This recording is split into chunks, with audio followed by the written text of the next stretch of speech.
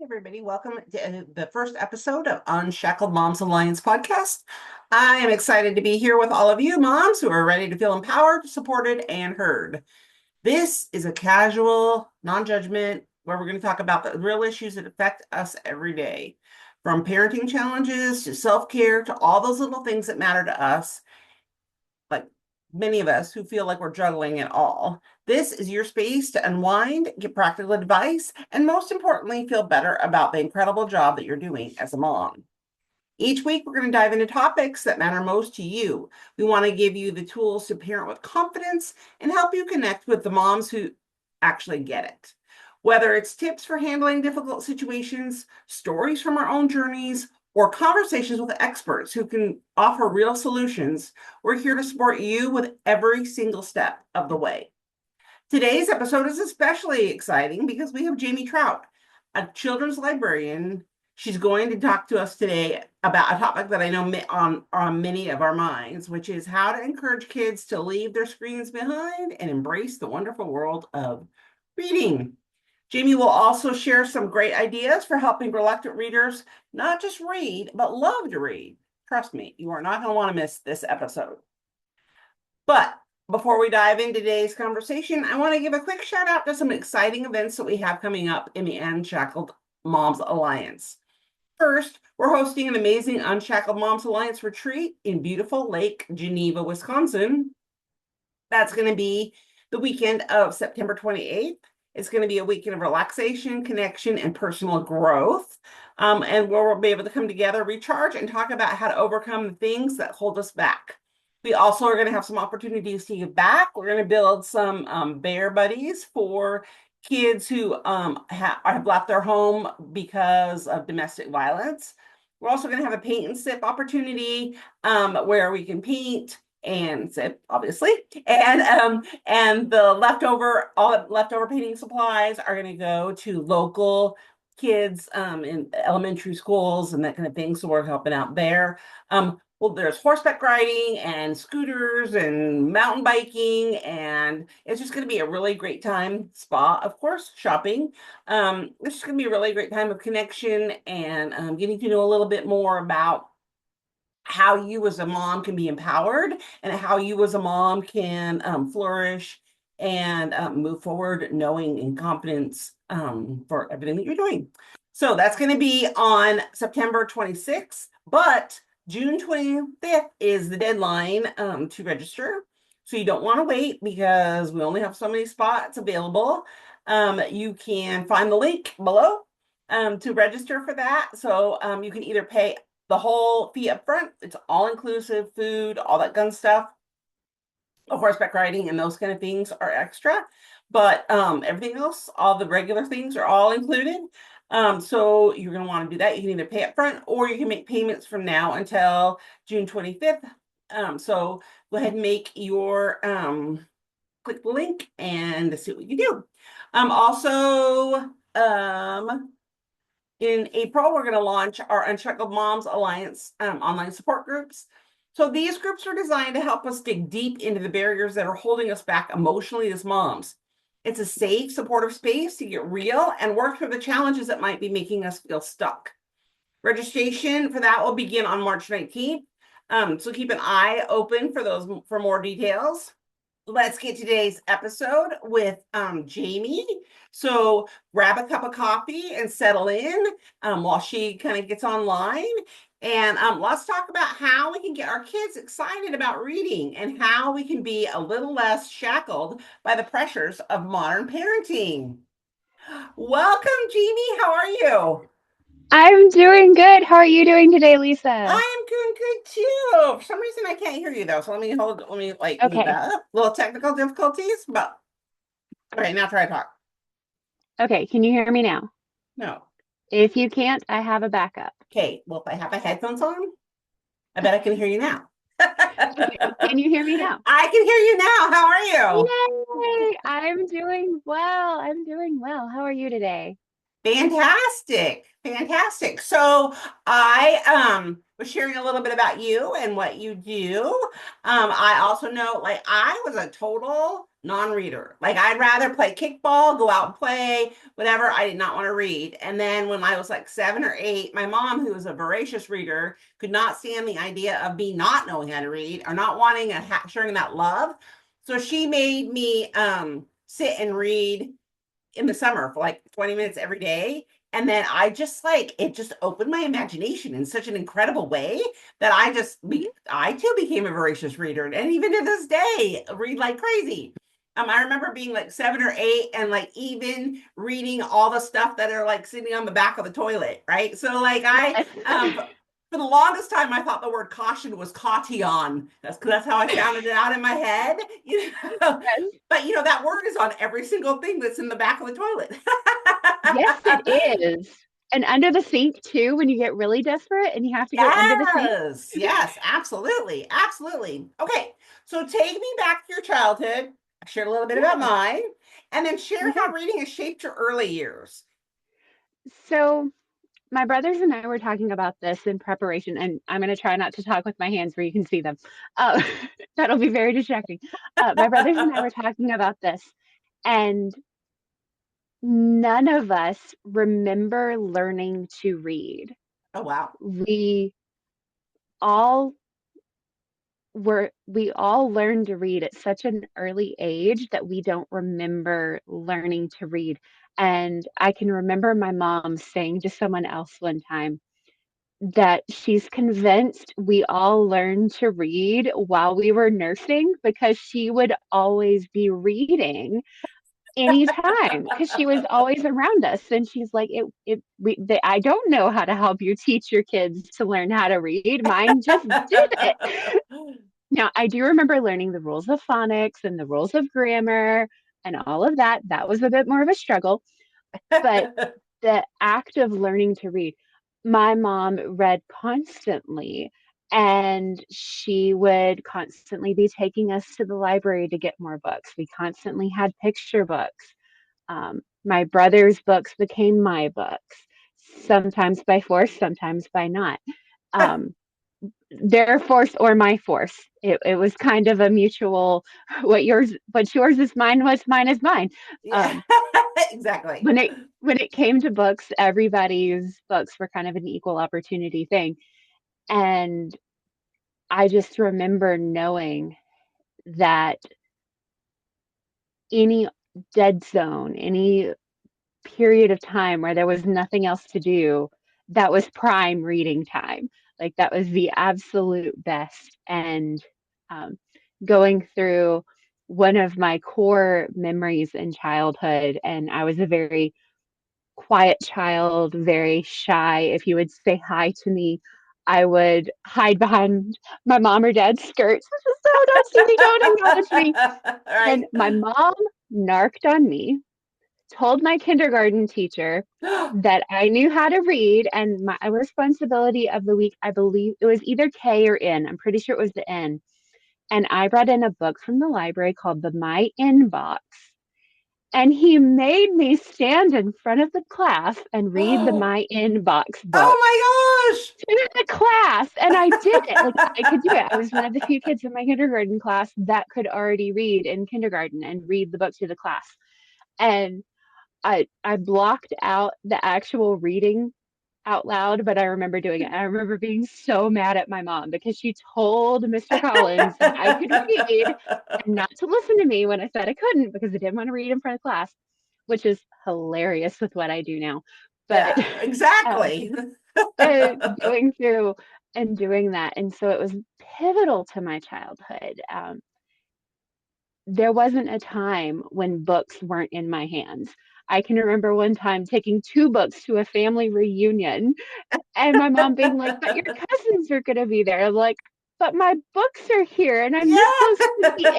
end. And this These is are the my most best book in the friends. series. Yes, exactly. Exactly.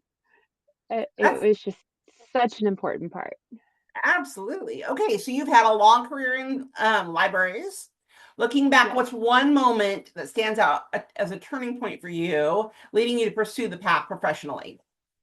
Um, I've been trying to nail down one moment, and it's been 20 years this year. that I've been either volunteering or working in libraries, one way or the other. And I can remember several different points from when I was a volunteer helping people to recently helping people where being able to put the resource people need in their hands. Because a lot of times, especially in the public library, when people come to the library, they're worn out, they're tired, they've been told no so many different times by other agencies. No, we don't have the information we need. No, we don't have um, the resources to help you. Go somewhere else, go somewhere else. And to be able to come to the library, like, I may not know the answer off the top of my head, but I'm going to find an answer for you. Even if that answer is go to this other place, they have the information you need. And the ability of being able to do that, to find the answers. I saw a quote recently that said, everyone wants the answer. Librarians enjoy the hunt for the answer. And I was like, yes, yes, That's that's true. absolutely it. I love getting to dig through and find the answer for the hunt, whether it's a history question, whether it's how does this grammar question work? Do you have a book that's Grumpy Sunshine and Happily Ever After? Like, yes, please, I will help you find what you're looking for. Give me that satisfaction. I may not go out and be a Sherlock Holmes out in the wild detecting things or go out hunting, but I will hunt information for you. I love that. So, what are some simple ways that moms can encourage a love of reading in their kids, especially at different stages of their development? Read with them. That is one of the biggest things. Whether you're reading out loud, whether you have an audiobook going, have reading be a part of life.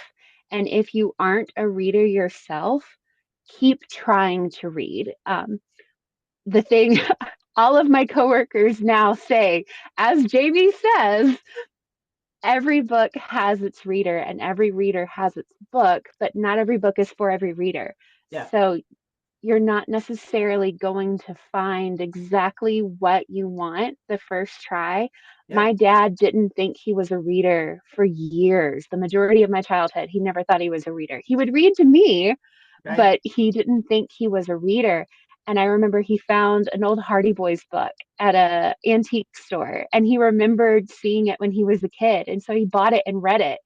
And it turns out he was trying to make himself read nonfiction because he was a grown up and grown ups read nonfiction. He needed a fiction book. And so you go through, you practice reading. If you have a very, very young child, like your babies, your infants, narrate what you're doing, speak to them, have words be a part of their life. When they're older, they're getting in that 1 to 3, just sit down with them. Maybe they're not sitting down, they may be up running around, but read to them for 10 minutes a day. And then as they get to 4 to 5, increase that to 15. When they're over 5, increase it to 20. Talk to them about what's going on in the books. Make it be something that's interactive and special mommy and me time. And be willing to repeat the books over and over again Oh, because yeah. that's what they need. They need the repetition. You may have the book memorized, but then you can play tricks on them and start reading the book backwards and see how quickly they catch it. And then you get to have fun pranking your kids in I simple, love nice, that. kind ways. Because it really is true. Kids find their favorite books and they bring them to you and read this one is like, oh, we just read that like an hour ago. But Uh-huh. they need that repetition. It is important. And I love the idea of like, okay, well, let's read it backwards so that, like provides a little variety for mom, right? Yeah, I love that. it's variety Also, for them. so I love what you said about narrating everything that you're doing when your babies. How do Hmm. you think, like a lot of times I just, as a mom, as a young mom, you just want to go into the grocery store, get done, and get out. But how Hmm. can you, as you're interacting with them in the when they're in the grocery cart, like how does that affect them long term as and they're reading? It shows them, okay, so under the age of, I believe it's 3, their brains are building neurons like 700 to 1,000 times faster than our brains are. So their neural pathways are like everybody on the Autobahn maxing out their cars. They're just going so fast their brains can't keep up. It so no wonder they just look stunned half the time. And so going through and interacting and telling them, okay, we're going down. We need to get our Wheaties today. This is our box of Wheaties. See how the W has points at the top? That's how we know it's a W. It's all pointy. Even though they're little and they're not actually able to point out what it is necessarily yet, you're building the neurons. The neuron pathways take a while to build. It's like a rut in the road. It doesn't build in one go. You have to build it over and over again. And then that builds a level of trust between you and your child so that they know, okay, mom's going to interact with me. I'm not just a thing that I'm not like a purse that gets put in the cart and pushed around. Right. She interacts with me, she talks with me. She builds that level of trust so that I know when I can talk to her because mom talks to me. And Absolutely. Yep. And I think a lot of times moms, because they just are in that errand mode, they just put the screen in front of the baby. It's like, okay, here, mhm, watch Miss Rachel while we go. But there's so many great opportunities that you miss when you do that, right? yeah, Yeah, yeah. And I think that you never are too old. Your kid's never too old in, get that enthusiasm for reading. I hmm remember when I was like, I already was a reader, as I shared a little bit, but I know when I was like 10, I was in a situation where I was living with a stepdad and his girlfriend was passionate about Mary Poppins and the Oz books.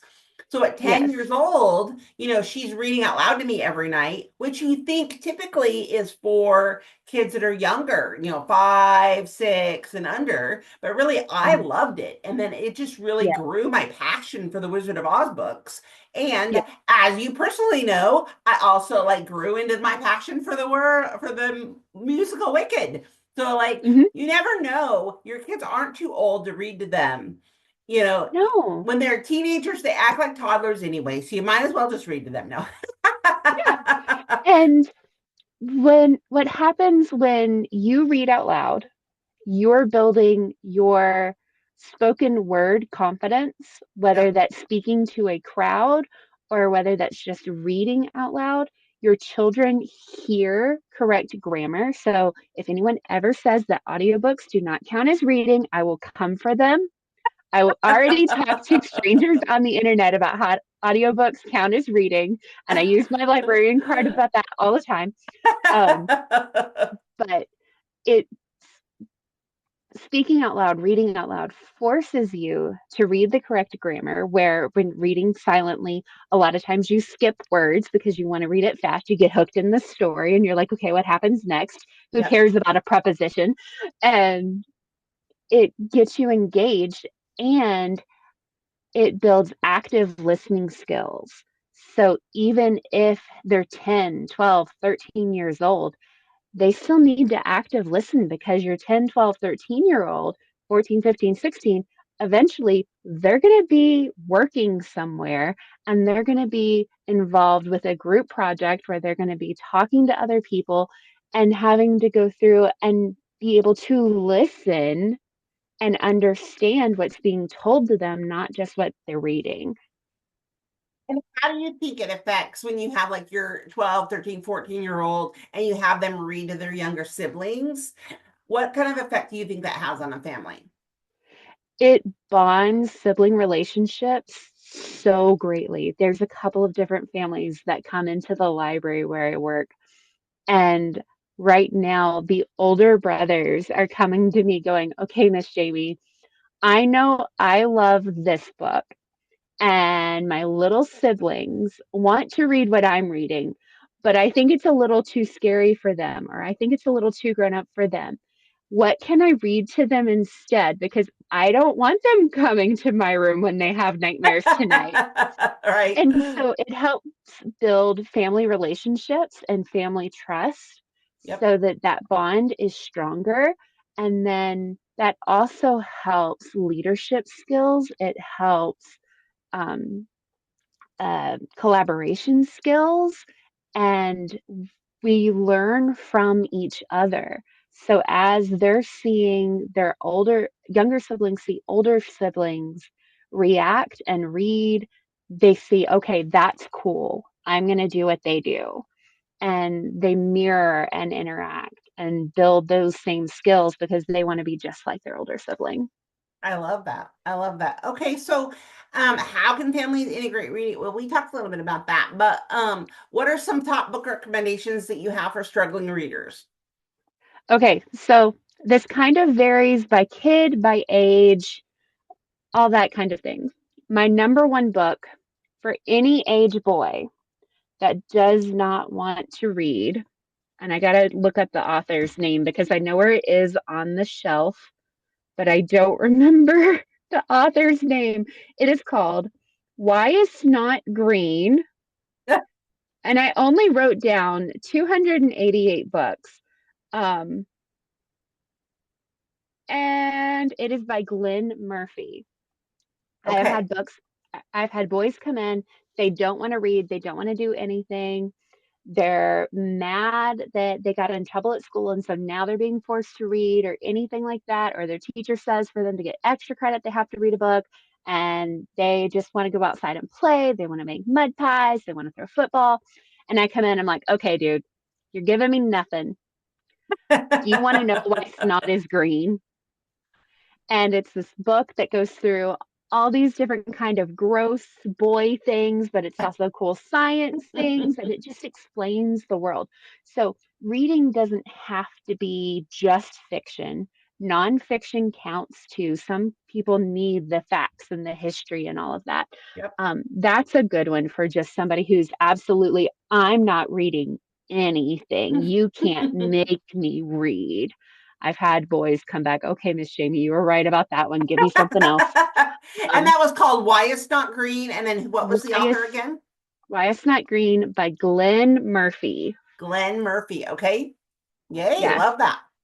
Um, if you've got younger kids that are transitioning from their picture book stage to their chapter book stage, there's a series called Press Start.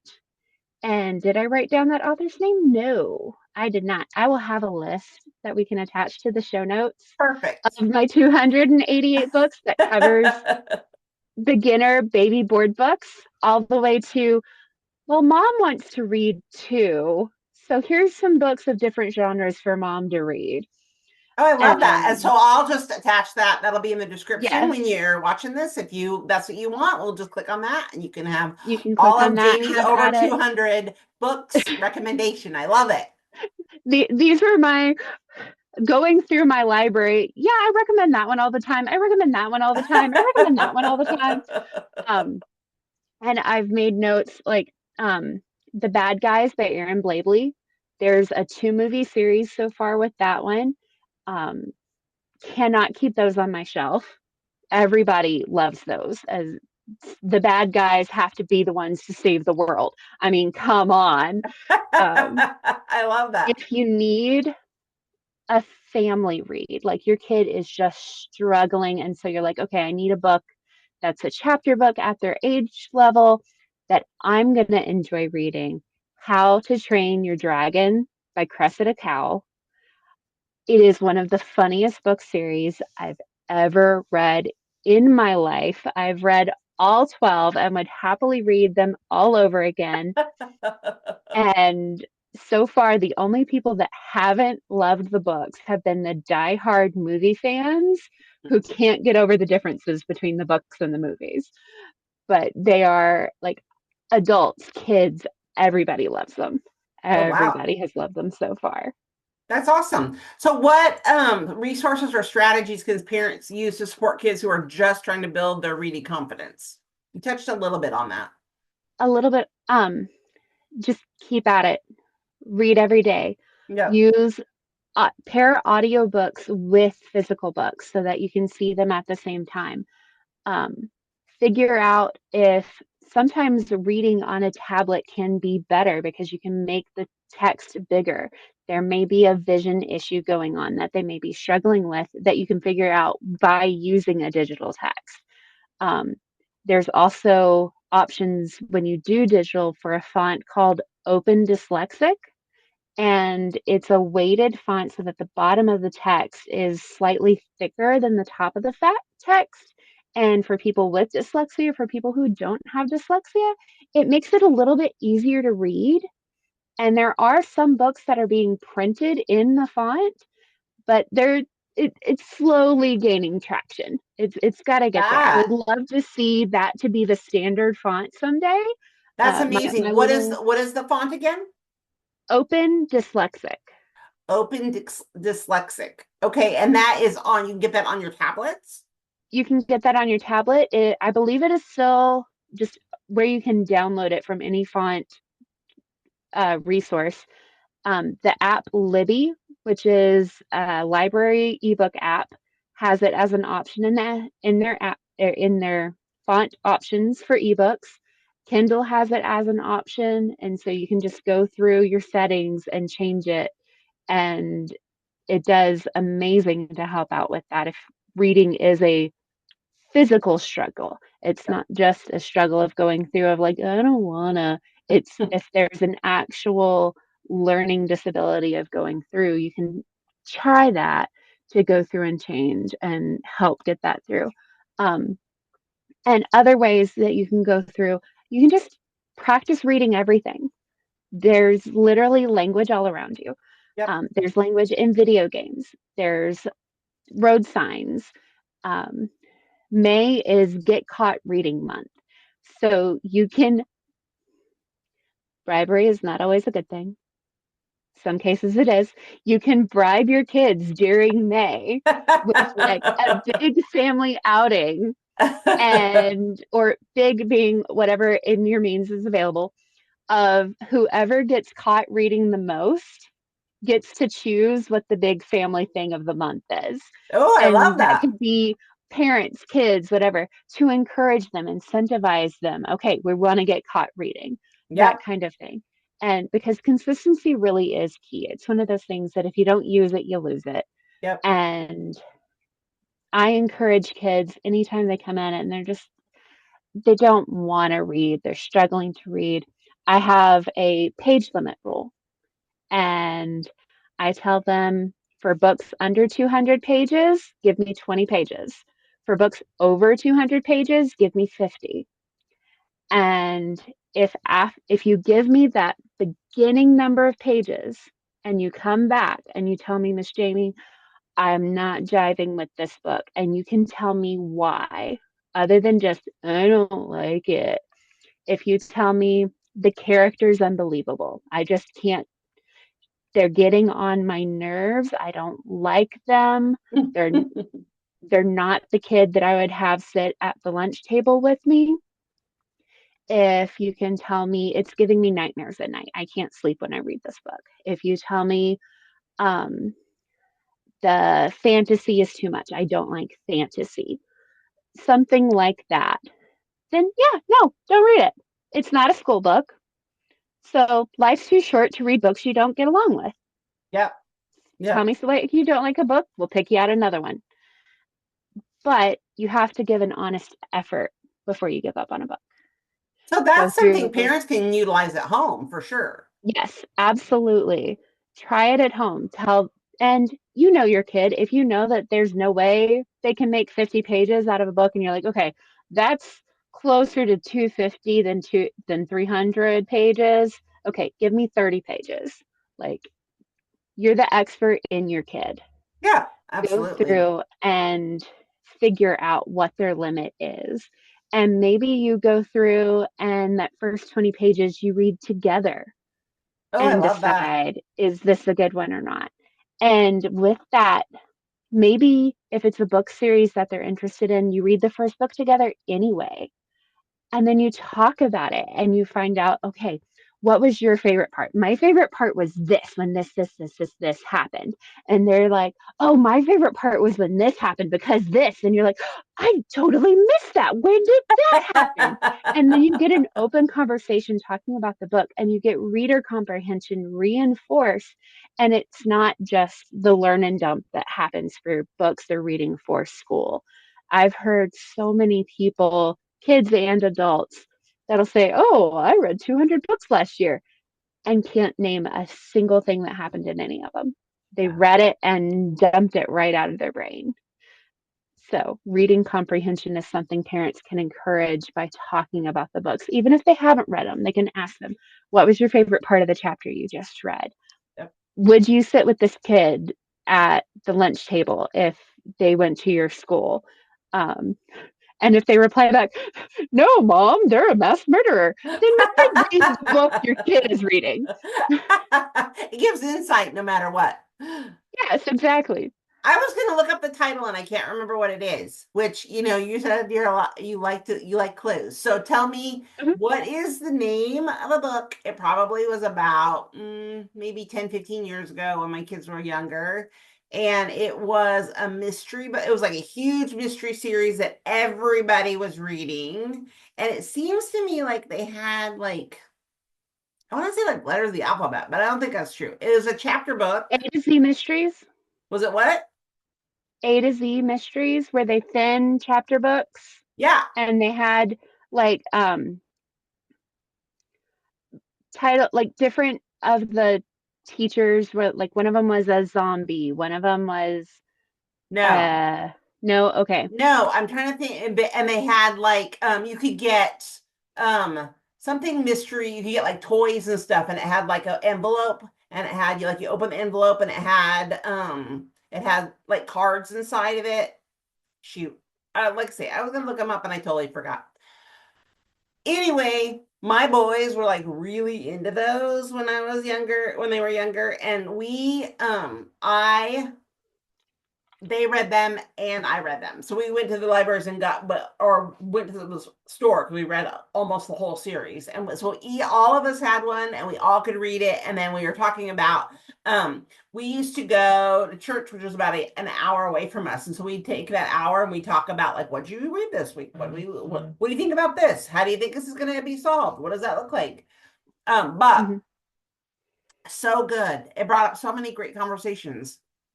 Yeah. One of the part of my job at the library is I work with the teen group and we have a teen book club. And Mm-hmm. one of my favorite questions to ask them is, if you were the main character in this situation, what would you do differently? Oh, that's good. And so you get really fun questions from the 6-year-olds when you ask that about the whatever picture book they're reading. Especially if they're hyper fixated on volcanoes, Yeah. you get some real fun answers from that. But that's a really good question to ask, because then you get insight about the book and you get insight about your child. Um, Absolutely. it's Absolutely.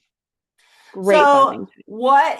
can you share a memorable story of a child or family that was transformed through reading either in your library or from your own experiences? Um, let's see here. There have been so many different families and different people that I have seen that they'll come in and the parent or the grandparent is encouraging the kid gets in trouble in school, and they come in and they're like, okay, we are taking away the sports, the video games, everything else because nothing else is working to change this behavior. And we're encouraging them to read. And the kid is, and I'm like, okay, dude, talk to me. I can't help you if you don't talk to me. And we start talking and pick out 5 or 6 different books of different genres. And the next thing I know, I'm grocery shopping outside of school hours and I get a tug on my arm. And it's the kid pulling me aside, going, Miss Jaimee, Miss Jaimee, Miss Jaimee. please tell me you have the next book in the series.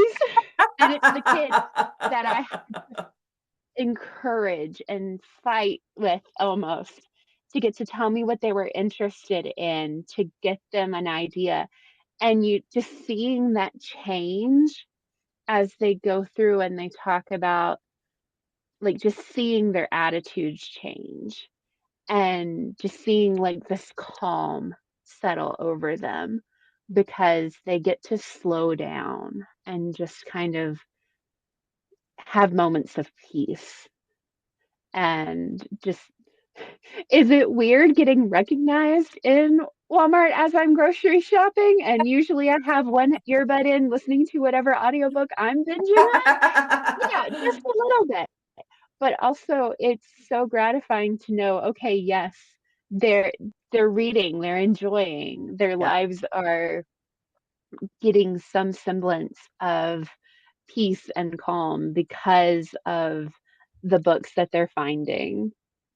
Uh, absolutely. I remember when I used to teach primary grades, like first grade, second grade, especially, and you'd see your students in the grocery store and they would just be like shocked, like, well, don't you live at the school? What are you doing uh, at Walmart, uh, oh right? yeah, Hilarious.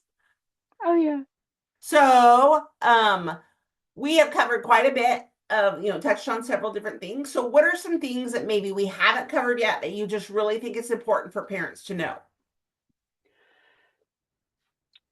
My biggest advice, because I work with parents from preschool. I had a mom come in with her newborn baby. She had it Wednesday and brought it in the next Tuesday. Oh, Like geez. fresh meat all the way up through they're coming back to get their volunteer hours in college. Like I work with them all through that. And the thing I want parents to remember the absolute most is this is your kid's first time doing all of this. They've Yeah, never done it before. And even if you have multiple kids, each child, this is their first time doing it, and it's your first time parenting that child, yep. and each child needs something just a little bit different. So as you go through and you're working with them, remember, as your 2-year-old is throwing the Cheetos on the floor to the dog again, it's like, no, they're learning that no, this isn't the behavior that is the best suited for this situation, or they're why don't they know already that they can't put the book under their foot and turn the page at the same time? Like they literally don't know. Um, I had that realization at a training several years ago, and it has been just so mind-boggling. It's like, oh, they literally do not know. They've literally never lived this life before, and everything in the world is brand new. No wonder babies cry all the time. Yeah, exactly. Exactly. And they have all those neurons that are growing, right? Yes, Yeah. their neurons So, are growing. so you touched on something that I think will perk up some of the ears of some of the people that are watching. And that Mhm, is, you said that you have middle school and high school kids and parents who bring them in because they're like, okay, I am done with all the screens. My child is out of control. I want to make sure, I want to, like, that's it. All they can do is read and have like their bed in their room. They're like, that's it. We are done. So, mhm, not everybody has a fantastic librarian like you who's like, okay, let me come alongside you and figure out what best makes you tick. So if I don't have a you in my library, but man, this really sounds good. Like, because I have had it with my teenager, I'm done. They are sneaking out, they're doing everything that teenagers tend to do. And I would just love to come in and have them just like enjoy a book. What can I do as a mom? there's a few different things you can do. Um, Not all video games are bad. Just gonna clarify that. There's a lot of positives that can come from video games, but anything in excess is bad. I mean, You drink too much water, your cells will burst, and that's really, really bad. Um, so if you have trouble, if your teens have trouble with moderation and you need to cut it back, there are ways that you can do that because impulse control does not fully form in the human brain until about age 26. Right. So, yay, raw. Yes. That's fun. Um, there are honestly books that people have written based on video game play. So, if they have a video game that is their absolute favorite, that would be where I would start. See if there is a book based on that video game or if the video game is based on a book. And check and see if the book is age appropriate because not every book for a video game is age appropriate. Um, and one of the things that you can also check to get a lot of ideas for is a book called The Anxious Generation, and that is on my list of recommended books. So, do I remember that author? No, but it will be on my list. Um, and I'm also going to send Lisa a tech break bingo that I created for my teens after reading that book. And it will have different ideas of ways that you can help break the tech cycle and the tech addiction that aren't going to be necessarily absolute cold turkey, but ways to help your teens take a step back and take a step away from all the technology. And if you're like, okay, I absolutely do want my kids to read more, but I don't have somebody close that I can ask all these different things. Um, Superhero movies have comic books and they have novelizations that go along with those.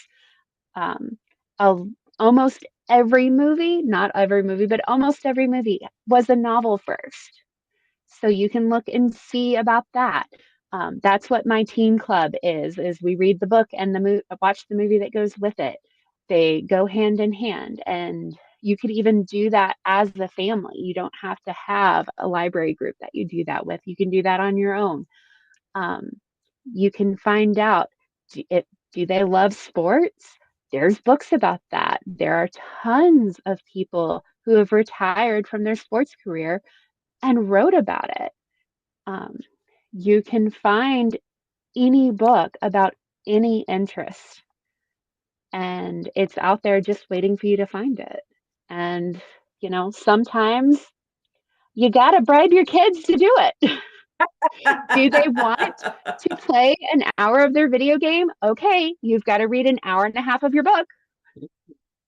I know my nephew was just appalled because that was a rule in my house when my kids were probably between 8 and like 12 was however many minutes you read, that's how many minutes you have on your video game. And my nephew was like, that is child abuse. How would you do that, right? But it really developed all those skills that we talked about earlier, right? Like it Mm-hmm. helped them develop being able to speak fluently, full English sentences, not just bruh. And, Yes. and my children weren't academic geniuses by any stretch of the imagination, but they can have an intelligent conversation and they, are well read. And so it helped as they went into the teenage years, and which I personally consider the second childhood. But as I go into that, it just helps on so many levels.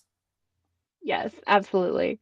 That I always try, especially with the families I'm close to, it's like I didn't personally struggle with the video game thing. I'm one of the few people I know that I got grounded from reading because I was reading instead of doing my schoolwork. The only negative effect that had on me for anyone out there worried, I still have not finished Anne of Green Gables, but that is it. That is the only negative effect it had. So Um, you were like me in that I would, if I had to be in bed by 8:30 and lights out, I had like a little flashlight and I would like go under my covers and I would read until I could fall asleep. Yep, yep, yes, totally yes, me, totally me. Okay, so one last question before we finish up. So you end your bio with an inspiring Albert Einstein quote that says, "The only thing that you absolutely have to know is the location of the library." What does this quote mean to you, and how do you think libraries can continue to play a pivotal role in communities moving forward? So, as a librarian, libraries are the information hub of any community. And libraries are the only place that people can expect to come and exist completely for free. Yep. At our library, Lewis County Public Library and Archives in Lewis County, Tennessee, shameless plug, um, the only time any money is expected from you is if you print or fax or damage a book, pretty much. And you can't go anywhere else in the world and have that happen. Libraries are the only place where that exists.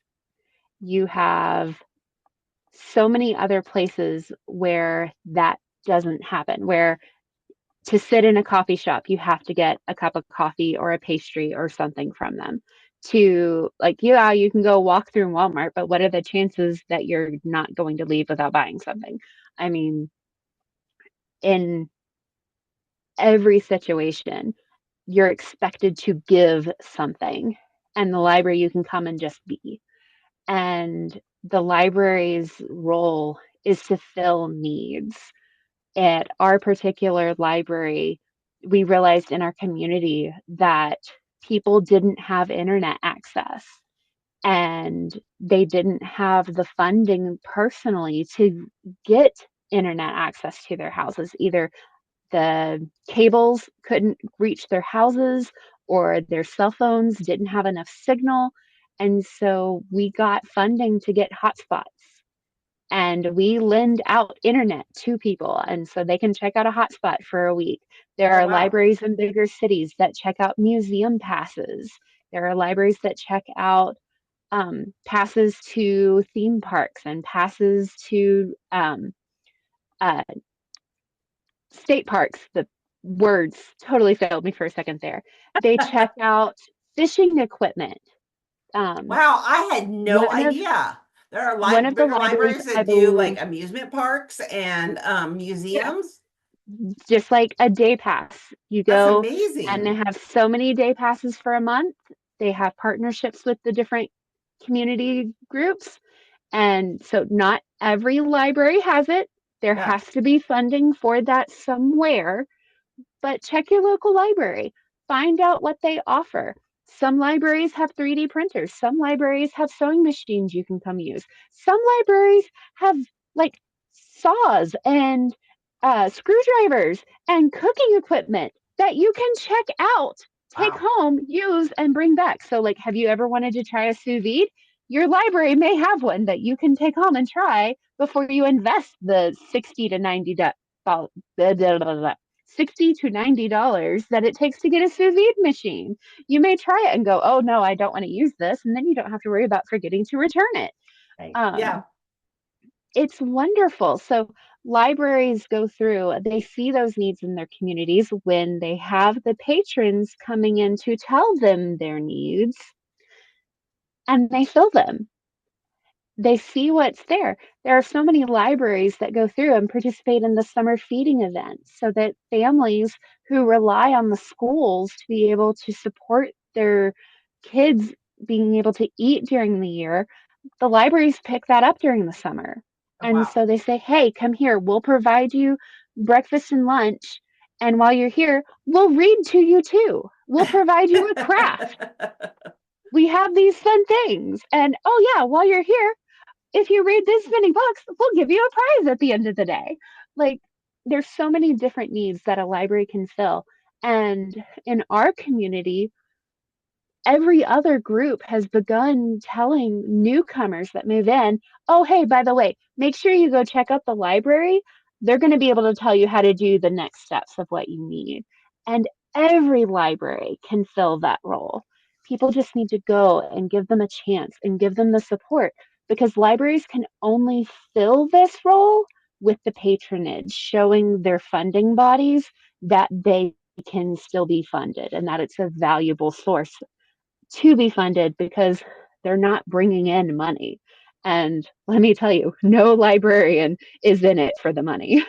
Okay, but Jaimee, okay, so I checked out this book 2 years ago. What are going to be my overdue fees? I'm embarrassed. I don't want to bring my family because, like, that I think there's a lot of families that are out there, which is in a weird way because, you answer that question. Go ahead. It depends on the library.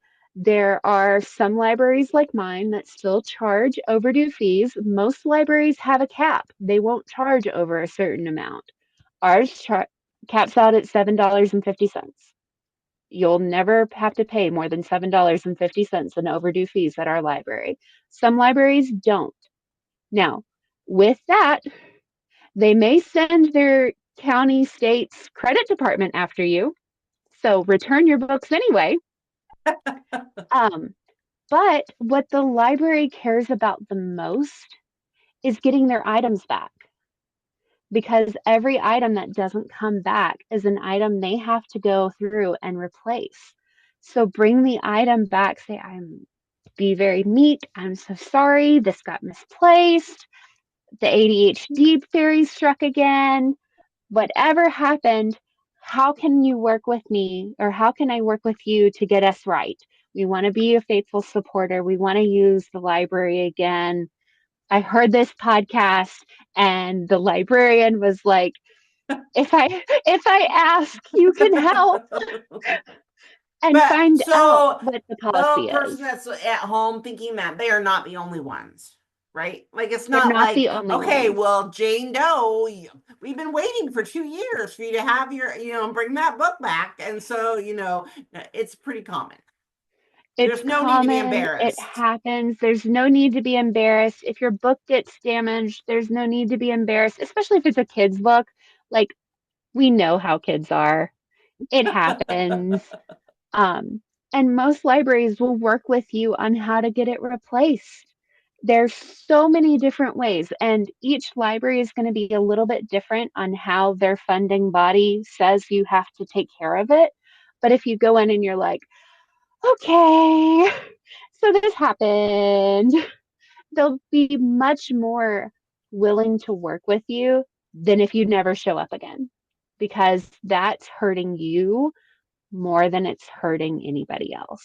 Yeah, So take care true. of yourself. Go back to your library. They want to see you more than anything else. Absolutely. Absolutely. Thank you so much for coming today and joining us and sharing some juicy tidbits on how we can get our kids to read better. Yeah. Like I say, I'll have all of Jaimee's resources in the description below. And so you can just click on those and get whatever you want. And go see your local library. Yes, absolutely. See what programs they have. Most libraries have a program for every age. Yeah, absolutely. Thank you so much.